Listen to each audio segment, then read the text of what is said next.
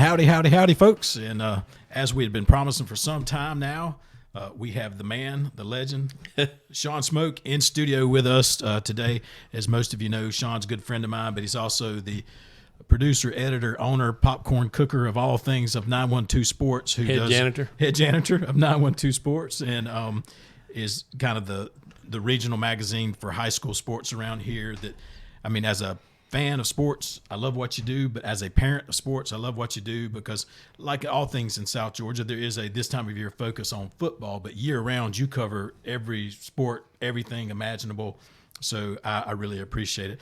I will tell you the funny thing that we get a hard time about. Back in middle school, my son was in your magazine, but then it had me as a pictured sponsor right next to his picture. He bought that. I was just like, you got to do what you got to do to get your kid in the magazine. You know, never hurts. Right? Never hurts. That's right. So, and yeah, I've always thought my friends give me a hard time about that. And but Shawn does a phenomenal job with 912 Sports. But we bring them on here today just to talk about sports. And before we forget, just reminding you that our today's sponsor is from Riverbend Renovations. And I'm talking to my producer, Don Johnson, over there. Don, he says, give me the thumbs up. I hit a home run on pointing out our Riverbend Renovations.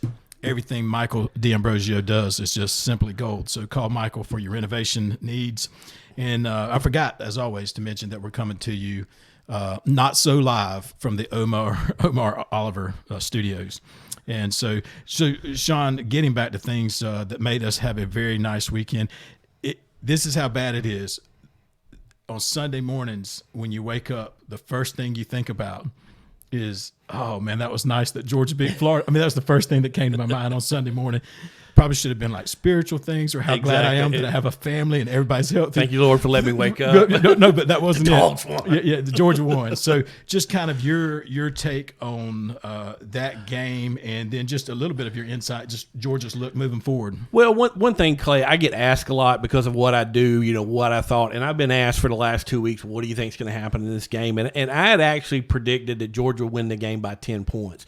Not because of the way they played against South Carolina and lost, not because of the slow start they had against Kentucky in a monsoon, but because if you look at those two football teams, Georgia has 15 5-stars, Florida has 1. Oh, and by the way, the one that they have transferred from Georgia. Yeah. So talent-wise, Georgia is a better football team than Florida. And on paper, you should win that game. If you play it 10 times, you should win it 10. Yeah. But as we can go back to the South Carolina game, every once in a while things go sideways and you lose. And I think that whatever Kirby has done, he has changed the mindset of this football team. And listen, I love Mark Richt. I think Mark Richt's a great guy. I think he was a decent football coach. I understand. Tread lightly. I understand. He's your hero. Yeah. But when we went to Florida several times, we were the better team and we still could not win. And that's true. And I don't think those are the cases anymore because I think, we're a better team, but I don't think we have that same mentality. And I tell you what's weird about that game Saturday, if you want to look at it through a prism, you can almost see some of that Florida, the Mark Richt stuff from Florida's standpoint. Florida looked like when they came out, they were not prepared. I mean, look at all the stuff they did. What do they call 2 timeouts in the first drive? You throw the ball on 4th and inches, which I still to this day don't understand why they did that. But anyway, they did. I'm a dog fan. I'm glad that they did. But, some of the things that Georgia used to do when they went to Jacksonville, I saw in Florida this past year, and I saw 2 years ago as well when that game was played. So I felt like it was a 10-point game. It wound up being a 7-point game. Hey, I'm good with that. I'd have been good with 1. I'd have been good with a tie in overtime and a win in overtime. Whatever you got to do to win that game to move forward, because essentially the loser of that game, your season is all your goals have changed at that point. That's right. You're looking at weed eater bowls and stuff like that. Exactly. Enjoy the Citrus Bowl. That's where correct. You're going. That's correct. So a couple quick questions is. One, and these are just kind of quick yes or no, or elaborate as much as you want, because as you pointed out to me, all of the nice things that I left for you back in the green room, Yeah, my rider was not attended to, people. Yeah. I'm just going to go out on a limb and this kid tell you. In our green room, that doesn't exist. He asked for pistachios and Diet Coke, and we had neither. So Jake Fromm, does he come back? Probably not, because I think the NFL is gonna tell him the things he wants to hear, and that money is going to be too much. I would love for him to come back, and who knows if things don't go the way that Georgia wants him to, and they don't play for a national title, there's an outside shot that he comes back. When people sit down and they take that piece of paper out and they write that number and they slide it across the table to you. Yeah, a lot of times it's hard to say no. Yeah. Everybody always refers back to Peyton Manning. I was like, Peyton Manning's father was a millionaire. Exactly. There's a big and I don't think the Froms are having trouble paying their Georgia Power bill, but they're certainly not millionaires. Exactly. And so I'll have a respect for his. I mean, I want him to come back, but I have a respect for his decision. Exactly. You know, he certainly served the university very well. Very, I was well. proud for him Saturday, Clay, because. Listen, this kid had to listen for 2 weeks about how he couldn't beat Florida. Yeah. All Florida had to do was stop the run game, and Jake Fromm couldn't beat you. Well, lo and behold, he stood up and answered the call and was a major contributor to why we won that game. I'm not a fan, and I think you and I were different on this, which is why this made this. Not a fan of Kirby calling out the fans in his press conference. Not that he wasn't accurate. That's just not the big boy thing to do. Right. Listen, Kirby, you got 100,000 fans. Exactly. There's some small population of them that are unreasonable fans. You addressing them in your press conference, to my opinion, just makes that type of mentality that much more grow. And so just leave it alone. Don't talk about it. Now, there's a part of me that says, well, he's standing up for his guy. His guy's got to put on big boy britches too. And by the way, I think Jake Fromm does a really good job of all that kind of stuff. But, chewing out the media and chewing out the fans, not his finest hour, in my opinion. Right. Still a fan and supporter of Kirby. Wish you would have handled that a little. It was Saban-esque. Exactly. And it bothered me. It bothered me. Right. But a lot better than what was coming out of Gainesville on Monday, in my opinion. Oh, yeah. Whenever you and see, it was a 7-point victory, but it was a much more dominating performance, and Cousin Eddie didn't see that. So. Yeah, Cousin Eddie. Yeah. So when you gather 29 yards of a rushing attack, but then think that the officials had something to do with it. And then stand up and say, well, we didn't rush the ball because we didn't think we needed to. Yeah. I mean, dude. Apparently you did. Obviously you didn't go back and look at your history, because the last 13 years in a row, whoever leads in rushing wins the football game. So all right. So on the kind of moving forward, I think there's a game that we're all looking forward to. In some ways, this is like a little mini national championship, I think, that's going on this week. It's an elimination game, I think. In Tuscaloosa. And funny, maybe not an elimination game. May not be. Quite possible. There's all kind of crazy scenarios that could go and move forward with this. But I have my pick. It is a Woodrow. And by the way, Woodrow is in studio today. We just can't pick him up on camera, and he's in the fifth dimension of REM sleep right now. He's knocked out. So he's let us know a couple of times we were disturbing him by poking his head and looking at us. But so I have my Woodrow lock for this, and so I will certainly not change my pick based upon your pick, and I don't know your pick. The fans should know I've not. But who wins and why? Alabama wins because Alabama's at home. Okay. And I think that Alabama has that mystique, and I don't know that LSU will be able to break through the je ne sais quoi that Alabama has, or whatever it is. Yeah. I think they figure out some way. The same way, Georgia's beat Alabama the last 2 times they played them. We've just lost on the scoreboard. Yeah. And I think you're going to see the same thing happen. Thank you, Dan Mullen. Exactly. But I mean, you understand what I'm talking about. I do. You go into a game, you dominate a game, you're in the lead, and then 10 seconds later, you turn around and, oh, my God, we just got beat. That's right. And I think that's kind of what will happen to LSU this Saturday. That's my prediction. You know what opinions are like, and that's Shawn's. So we're on the same page for a little different reason. Well, I know why you're picking Alabama, because you're afraid of their fans, but because Alabama fans, I'm petrified of them, and I think they will poison my plants at my house. But I think Alabama wins, but maybe a little different reason. And I am a big Ed Orgeron fan. But he doesn't, in this type of game where strategy and execution is so critical and halftime's adjustment is so critical, at the end of the day, Ed Orgeron isn't doing that kind of stuff anyhow. He has coordinators. He I'm not calling him a figurehead coach either. He does more than that. But you just give me Nick Saban at home. I'll grant you that. But Nick Saban v. Ed Orgeron, I'm not even a fan of the guy, but I'm going to take Nick Saban every single time. Well, and another thing, if you go back to your statement there, if you go back and you look at that Auburn game and you go back and you look at that Florida game, there were a couple times that Ed almost cost LSU both of those victories because of the fact that, I mean, there was 2 opportunities. He could have kicked field goals. He goes for it on 4th down. He walks away with no points. And I'm not a big fan. If you can get points in the first or second quarter, I mean, I understand there's 3 minutes to go in the game. You got to make a decision.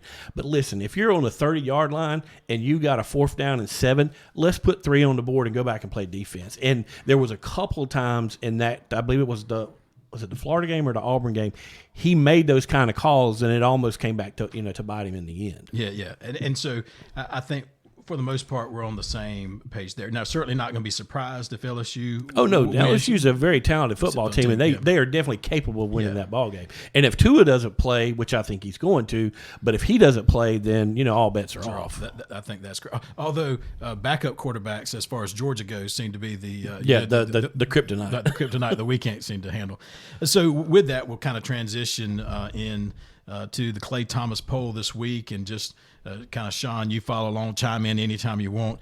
I base my polls, so I guess I talk out of both sides of my mouth, but I do it based upon resume more than I do based upon eye test, because with a little bit of fear. Yeah, with a little bit of fear, because I truly fear Alabama fans as being irrational human beings, and I'm not saying they would go for like one of my pine trees and take it out, but they would updike one of my hydrangeas in a New York minute if they didn't get their way. So I do have number 1 at LSU because of I'm impressed with their resume, and they seem to keep rolling. So we're going to start. Let's go to start number 10. I'm sorry, start number 10. That's why I have a well-trained producer, Don Johnson, over here. Thank you, Don, for keeping me on track. We're going to start with number 10. So, Shawn, at number 10, I cheat here, and I put in Utah or Oklahoma because I didn't want to leave Oklahoma out. Oklahoma should not be 10th in my poll, but I'm still that disgusted by their loss at Kansas State. It was not a bad loss. It was an ugly loss. So, and I don't know Oklahoma fans, so there will be no problem. Yeah, I always worry about, do I have an Oklahoma fan that I'm listing their house right now or something like that? So, I do have a lot of Georgia Tech customers, so I have to be careful with any of my conversations. Yeah. And those ACC fans they're irrational. They're a soft bunch. You got to handle them very lightly. At number 9.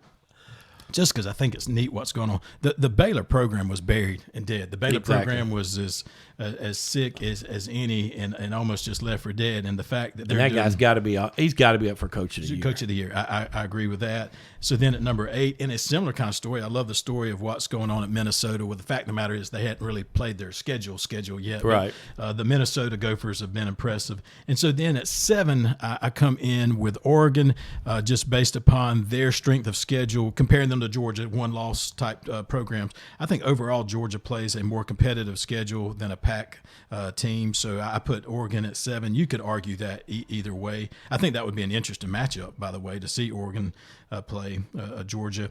And then at number 6, obviously I do have Georgia. At number 5, I'm very comfortable in having Clemson outside of my top 4 right now. And the only reason is that Clemson fans are like, well, wait a second, we're definitely a playoff team. Well, yeah, you just have to sit back and keep beating Wofford every week, and you'll naturally become a playoff team. Exactly, because everybody else is going to cannibalize. It's got to play one another. And so you go to number 4, and there's a great example at number 4, because number 4 is going to play Alabama, of course, being my number 4. They're going to have to play as much as a playoff game as they've ever played in their life this week in Tuscaloosa. Then number 3, I think maybe the story of the year is Penn State and the coach, the job that he has done. But once again, my number 2 team being Ohio State. Those two have still got to face off against one another. I don't see the Penn State has the firepower to keep up with Ohio State. And the weakness of Ohio State has typically been a defense that's suspect. I think their defense is lights out. It's lights out. And they may have the best defensive player in the country. I think he's the best football player. Yeah. I mean, I think the world of what he's doing. And then the whole Justin Fields thing. For some reason, there seems to be this feeling that I should, as a Georgia fan, want to not see Justin Fields succeed. I have no issue. I wish nothing but the best for the kid. I do remind people, though, when they says, well, Georgia should have kept him. Last time I checked, Justin Fields left Georgia. Exactly. So it wasn't like we had a choice. Yeah. So I don't have any heartache with him leaving. I want nothing but the best for him. But at the same time, he left his team, and he has the right to do that, and he has done that. The answer there, I think, is a simple one. When you get the Jake Fromm, Justin Fields argument, Justin Fields fits Ohio State. Right. Jake Fromm fits the University of Georgia.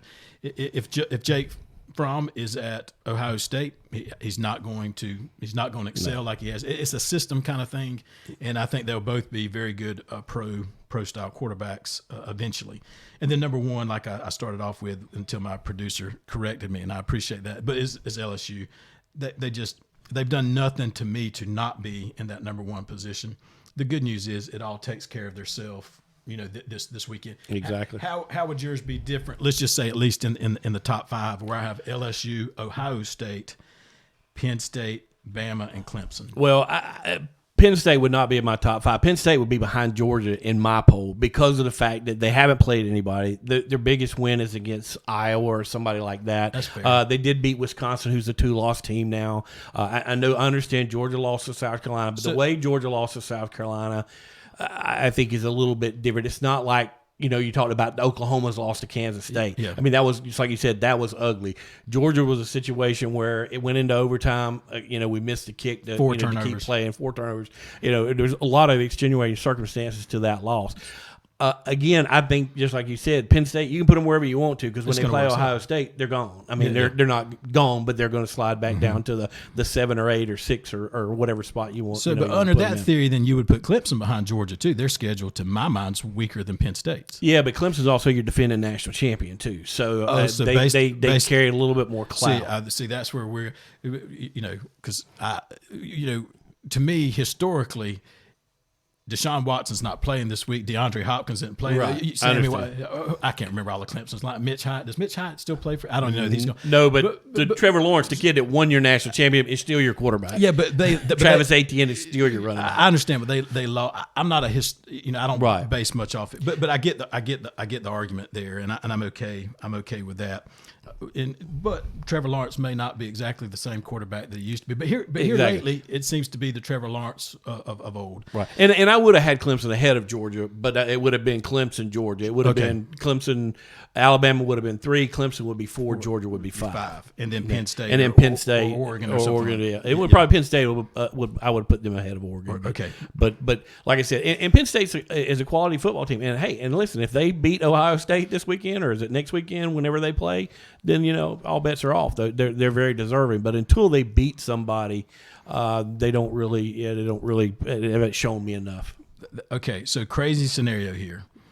Tell me what happens, and I think this is a very possible scenario, that Georgia plays in the title game, the championship game, but they lose to Auburn. Mm-hmm. Or they lose to Texas A&M. Let's say they lose to either one of those. Okay. But in a close game, not in a blowout. Right. So it's a 2-loss Georgia team, but they go into the championship team and beat Alabama or LSU, whoever that is. And I'm going to say this, they even beat them soundly. Mm-hmm. Is there any way that Georgia's in the top 4? That is a tricky question. Me, from a dog fan looking at it through rose-colored glass, I'd say, yeah, you won the SEC, you've got to go. But then you've got to remember, in your same scenario, LSU, let's just say that LSU goes undefeated. You beat them. They've got 1 loss. Alabama's only got 1 loss to LSU, so they're sitting over here. So you've got 2 SEC teams that have been in your top 4 all year long with 1 loss. Georgia with 2. What do you do? That's right. And I think at that point you've definitely got chaos. You've got, and regardless of what the committee does, it's going to be wrong. That's to right. to a certain faction. And that's when the 8-team playoff is not 18, but 8-team playoff seems to make a little bit more sense. And it does. And I think we're going to get there. I just think it's going to be 3 or 4 years when this contract runs out that we will get to that. But this year, depending on how Georgia loses to Auburn, I mean, if it was the same scenario as a South Carolina, and then you go in and you trounce LSU, then LSU's out. But then you got Alabama sitting over here with 1 loss, and the committee's going to look at Alabama and go, "Hey, they're Alabama." Yeah.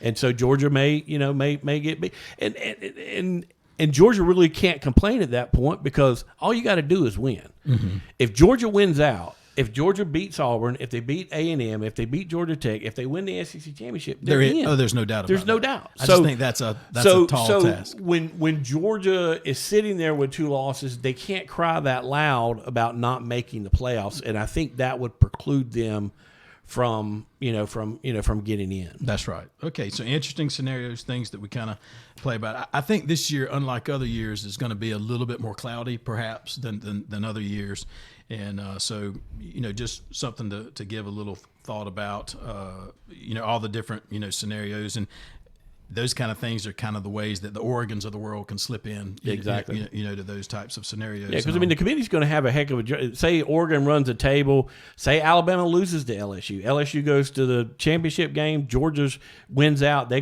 beat them. Then you got LSU sitting there with 1 loss. Georgia with 1 loss, who's an SEC champion, and Alabama. So. Do you put in an Oregon? I mean, you figure Georgia's in that scenario because they just won the SEC with only 1 loss. But what do you do with Alabama? What do you do with LSU? You know what you do with Alabama. Well, I mean, if Alabama loses head-to-head to LSU and you put LSU in, LSU's going to scream. But then everybody's going to say, well, hey, they just lost. We haven't lost in 5 weeks or whatever, 4 weeks or whatever it may have been. So the committee's going to have their hands full. And you talk about murky and cloudy, it's going to be it's like I said, it's going to be a no-win situation. And the strange thing is, there's a possibility that the best thing Alabama can do to get into the Final Four is to lose to LSU. That's a crazy thing. That's a lot of what I don't like about the system. Right. Because if they lose and win out, the mystique of Alabama, if they lose in a close game, they're in that Final Four because they're Alabama. Exactly. And and Alabama fans, I have no issues with that whatsoever. Under my breath, I think that's horrible. But you look at Alabama the year they beat us and they won the national championship. They didn't win the SEC that year. Auburn did. That's right. I mean, they didn't win the West. Auburn did. That's right. That's what I'm saying. We won the SEC. Georgia won the SEC. But Alabama didn't even represent their side, and they wound up winning the national title. Yeah. So we're going to transition a little bit, Shawn. I don't know if you know this, but the 17 people that keep up with the Clay and Woodrow show, more than – actually, we had y'all send in money because he needs a green room. 1,200 views last week or something like that. If my number's way off, don't embarrass me. Just go along with it. Yeah, exactly. That's how many we had. It was like a big wink and a yeah. Let's go with that. Yeah, let's go with that. I thought it was 12, but I could be very wrong about that. But so, before we get into that, I do want to give a shout out to Don, your technician guy over here, because technology is just amazing. For people that do not know me, I am a 6'2", 205 smelt human being. Yeah. And with this camera technology, I look like I'm about 5'11", 325. Yeah, so, like, technology is just amazing. So what it does a really, really good job of altering, reality. So hats off to technology. Yeah, that's Don Johnson. That's a shout out. That's a shout out to you. So we have more women followers actually than men, so they all just cringed through our last 20 minutes of talking about sports. So I don't know if they're hanging on for the bitter end here, but this is what we're going to do, because it's very well known that Shawn was a redshirted. So 12th year senior. 12th year senior at the University of Georgia. Happened to have a phenomenal background. May struggle in trig and calculus, but his Athens music scene, Shawn's got. So this is what we're going to do. I've just got maybe 10 bands here that are a little bit off brand. Okay. But you just have to honestly answer, have you been to a concert? Right. Have I seen them? Have you seen them? If so, can you remember where and how many? And if I bought their album. Okay. All right. So here we go. I had to go back in the Wayback Machine for some of these. Dream So Real? Yes. You did? I've seen them at the Georgia Theater. At the Georgia Theater. Several times. Okay. Drive-By Truckers? Drive-By Truckers, yes. An estimated number of times? Probably not that many. Let's go with 3. Okay. All right. I'm going in the way back because I've seen these folks. Okay. The Freddie Jones Band? Never seen the Freddie Jones Band. Are you familiar with them? No, not at all. Okay. And it's not a made-up band. They came to Mercer University where bands go to die. Yeah. If you end up at Mercer University playing a gig, that's probably your last gig. That's the end of the road. Okay. This is an easy one. Kitchen Cowboys? Yes. Okay. All good? All good music? All good. Saw all good several times. I know this one, but how many times do you think you saw Widespread? Oh, how many times I saw triple digits? Triple digits. Mm. Triple digits, that means 100. Yeah. Oh, my gracious. Yeah. And that number's still counting. I think you Exactly. I just saw him in St. Augustine a couple months ago. Okay. Was disappointed I was not in New Orleans this weekend. So. I got you. And I just had to look. I've never even heard of these, but apparently my Google search brings them up all the time. Of Montreal. Have you ever heard of them? Never. Okay, I've never heard of them either, but they kept coming up in my. It's probably Athens, Greece. And I was pulling That's exactly what it is. Jupiter Coyote. Yes. Okay. Yes. Macon. We're claiming them, by the way. Yeah. Can we have them? Matt played a gig out at the fish camp right. for Dan a couple That's of right. I guess about a couple years ago now. And one that you and I have been to together, and I've got a great story about this. But driving and crying, how many times you think? 25 plus. Really? So I've seen him once. I went with Shawn. This was about 2 years. Oh, that was ago. the first time you'd ever seen him? Well, yeah, but I listened to him. Oh, okay. But I was familiar with him. So here's the story: is they come out and we're in just this little seedy little bar in Jacksonville to go listen to, I think, Jackrabbits. Yeah, I think it was called Jackrabbits. Yeah. So Driving and Crying comes out, and so this guy comes out, and he's like a roadie, and he's goes into the microphone, and he does a little test 1 2, and sings and plays a little bit like that.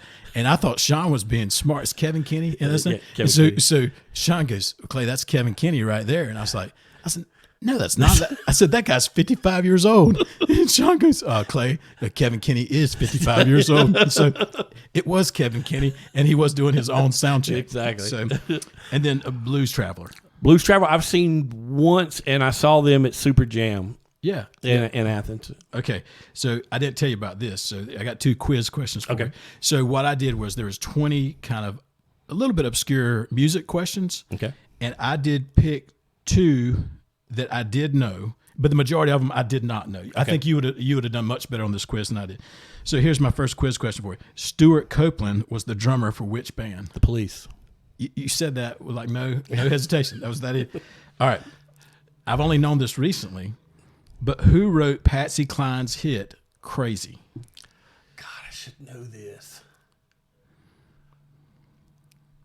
I'm going to take a guess and say... if you guess and get it right, I'm going to be really mad. I'm going to say the Gibb guy, not one of the Bee Gees, the oldest one, the one that's still alive. I'm going to save you from it's Willie Nelson. Okay, Willie Nelson. So I've only known that in the last 30 days. So when I saw that question, so Willie Nelson. But to my defense, that cat has written a ton of songs that you would never guess. Okay, so that is the end of our. So all-time favorite band for Shawn Smoak Is Widespread. Is it? Yeah, used to be REM back when I was at college, but now since they were not playing as a true 4-piece band anymore, it's definitely Widespread. Widespread Panic. I got you. And that was kind of what my guess would have been. So you've been to over 100 Widespread.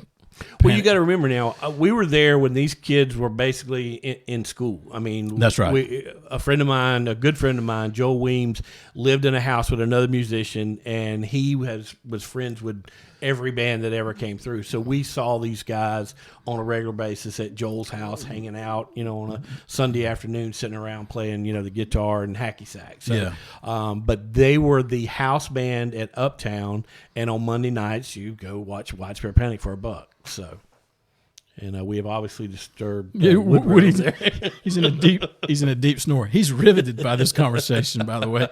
As our viewers. That's right. So anyhow, that's going to end the Clay and Woodrow show today. Our thanks really do go. Shawn, thanks for coming in. Appreciate you, guys. everybody. Please support 912 Sports, because at the end of the day, I mean, it's Shawn's passion, but he does a good job of really highlighting our kids, all sports, and he does a great job of highlighting them. So please, pick one of those up.